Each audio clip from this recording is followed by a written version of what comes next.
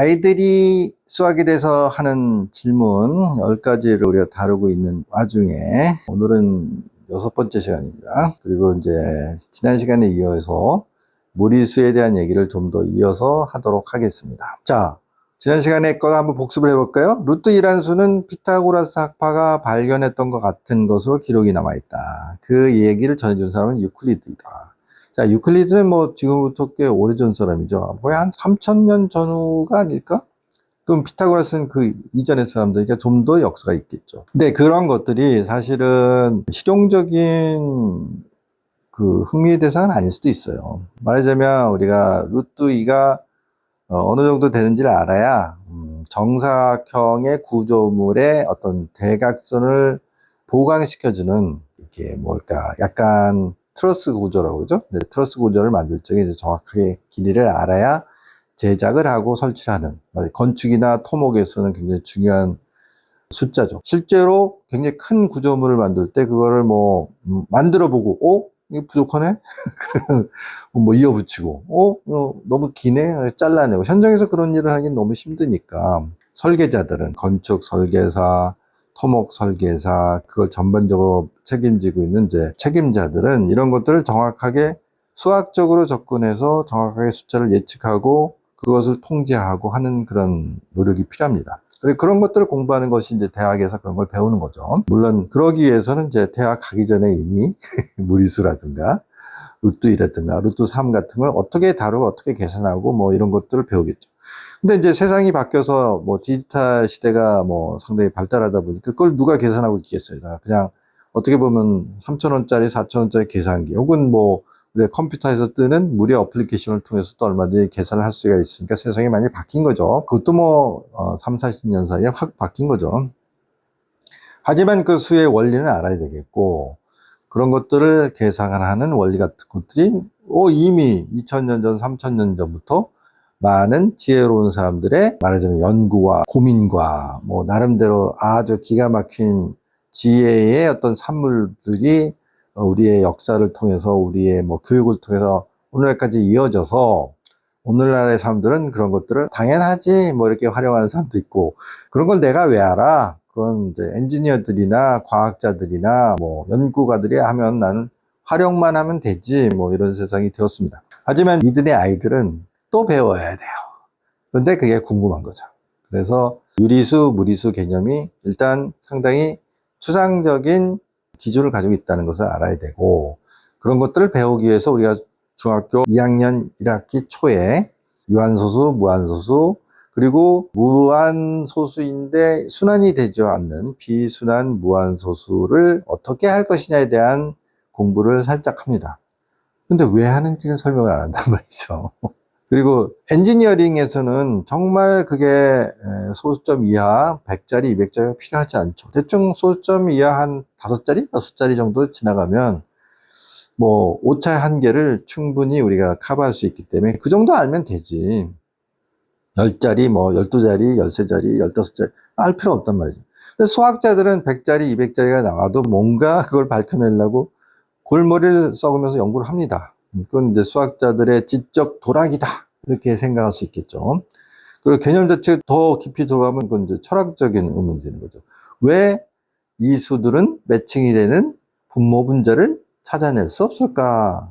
그래서 비가 없는 수, 무비수 혹은 무리수가 됐다는 얘기예요. 그런데 그런 얘기를 아이들한테 해줘도 돼요. 그런 얘기를 해주면 아이들이 재밌게 듣기도 합니다. 놀라운 일이죠. 그게 왜 궁금한데? 궁금해요. 알면 재밌어요. 그리고 그 얘기를 듣고 친구들한테 잘난 체 하면서 떠들 수 있어요. 물론 그 얘기를 재밌게 들어줄 수 있는 애들은 많지 않습니다. 하지만 여기 이든의 애들끼리는 그게 통할 수도 있어요. 그래서 우리가 가끔 인도 영화 봤더니 원주율도 무리수잖아요. 원주율을 몇 자리까지 외우냐 이런 걸 가지고 경쟁도 하고요. 그거를 뭐 몇백 자리를 외웠다고 말하자면 디스플레이도 하고요. 그리고 쟤는 진짜 수학 천재인가 봐. 사실은 숫자를 외우는 거하고 상관은 없지만 그럼에도 불구하고 쟤는 그런 수들에 대해서 관심이 대단히 크구나.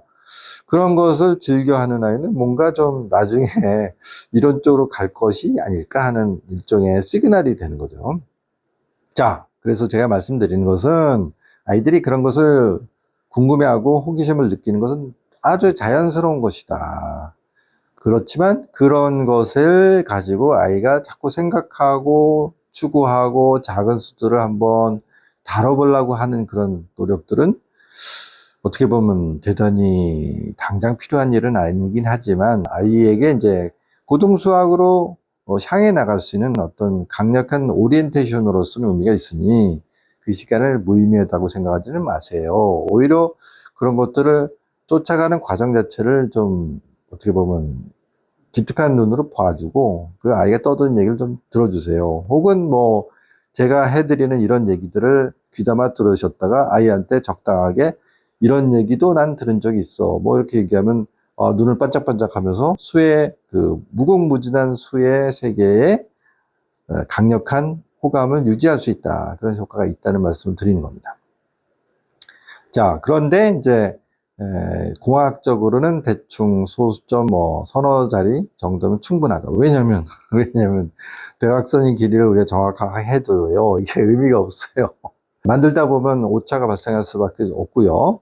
재료에 따라서는 뭐 햇빛을 받으면 이게 늘어나기도 하고요. 항상 오차가 발생하는데 그것을 이제 말하자면 그 오차를 감수할 수 있게 여러 가지 이제 공학적인 기술들이 있단 말이죠. 뭐 완충제도 있을 수 있고요. 예를 들어 볼트 너트를 체결한다고 하더라도 이제 볼트를 끼우는 구멍을 원이 아니라 타원으로 만들어주는, 약간 이격을 줄 수 있게 만들어주는 거죠. 그래서 그걸 잘 조절해서 건축물을 어느 정도 오차 한계 이내에서 만들게 되면 건물이 무너지지 않는다. 충분한 강도를 유지할 수 있다.